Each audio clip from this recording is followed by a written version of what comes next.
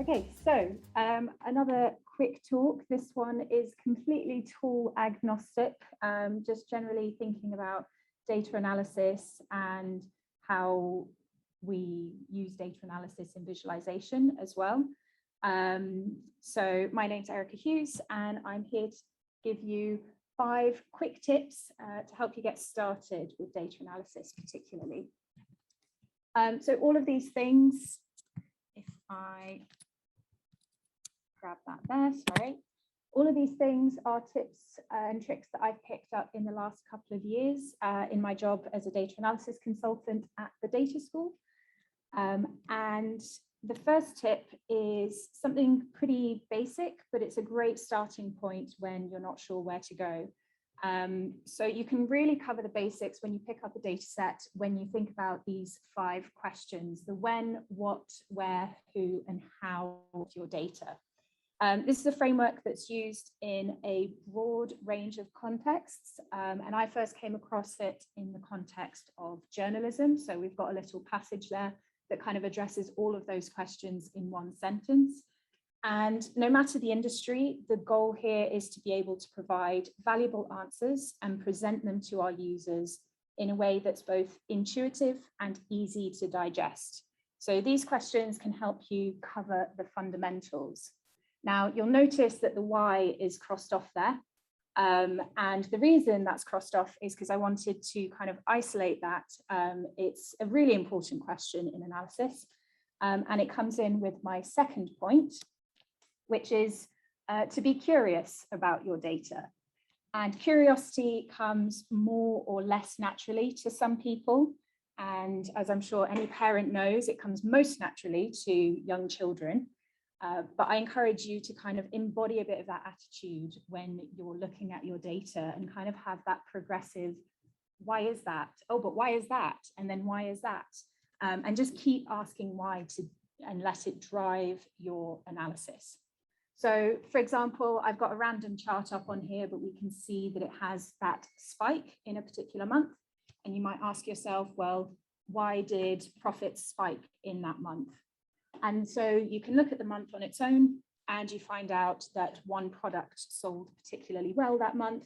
And then you might ask yourself, well, why is that? And then you go and look at your marketing data and you realize that you had a big marketing drive the month before.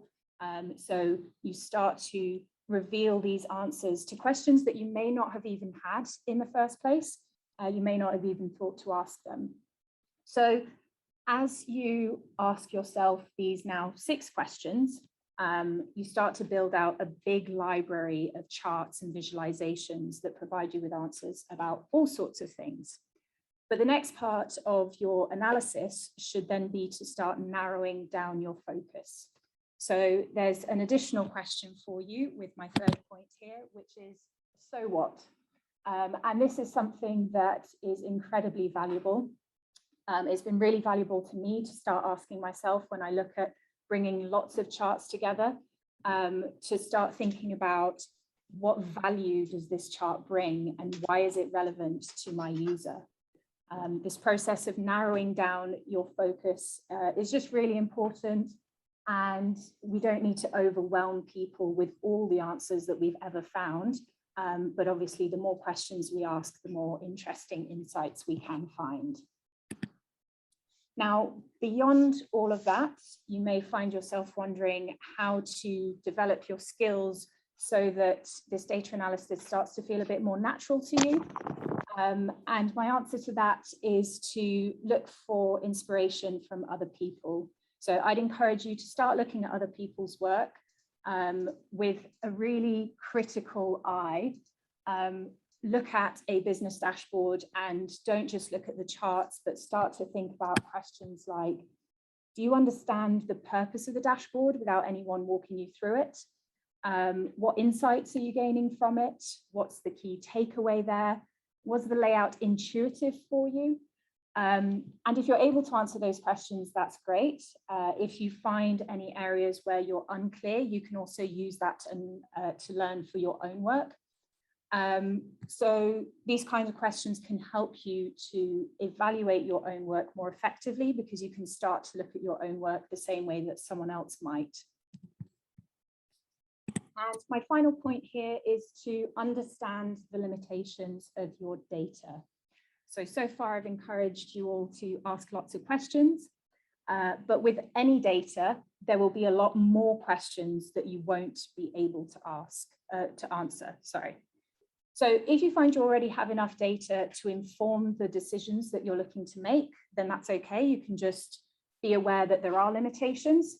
However, what I would be cautious of is using your data to make incorrect assumptions. So if you find yourself assuming things, and if the questions behind those assumptions turn out to be really valuable and really important, then at that stage, maybe there's some motivation to start gathering additional data to address those questions. And once you have that additional data, you can pretty much start the process all again for your analysis. So it all comes full circle. That's all from me. Thank you for listening. And if you have any questions, please let me know.